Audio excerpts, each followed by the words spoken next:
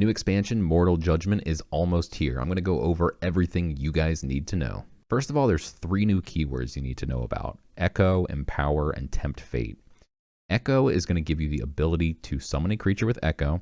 It will then add a 1 mana 1/1 copy into your hand with Soulless. This may allow you to get card advantage as you're playing 1 card, but then it gives you back a copy of the card immediately to have even more cards to play. Next up, we have Empower. Empower is going to allow you to play a card as normal, or there's now a new button at the top of Empower cards where you can spend additional mana to get an additional boost.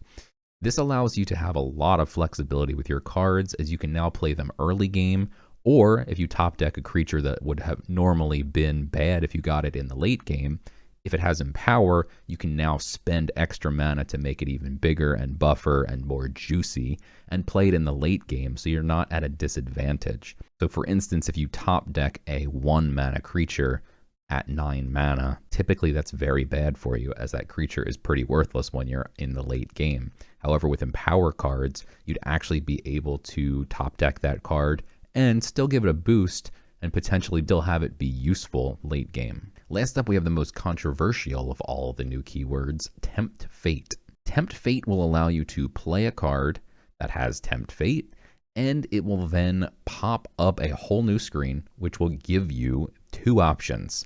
You can play it safe and take a single buff, or you can Tempt Fate and go for 2 buffs, or you get nothing if it fails. The problem with this is it's a lot of RNG, and on a board full of creatures that all get Tempt Fate, if you flip all heads, you win the game, and if you flip all tails, you lose the game. In many ways, this RNG can just completely swing games one way or the other, and winning and losing games on coin flips is not something you typically like to see at the highest level of competition in a game. However, at lower tiers of competition, RNG can be a lot of fun, and I do love my meme decks. The devs did say that there are not many creatures with Tempt Fate. However, as you saw in that clip, there are some really crazy creatures and spells with Tempt Fate where it gives it to every creature.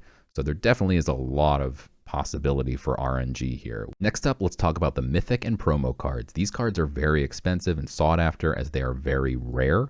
The Mythic is a 1/1 NFT, so there will only ever be 1 copy of Omox the Mad. Brightfire is going to be found in packs once Omox the Mad has already been found. If the drop rate is the same as Divine Order, I anticipate there being approximately 250 copies of Spritefire by the end of sales.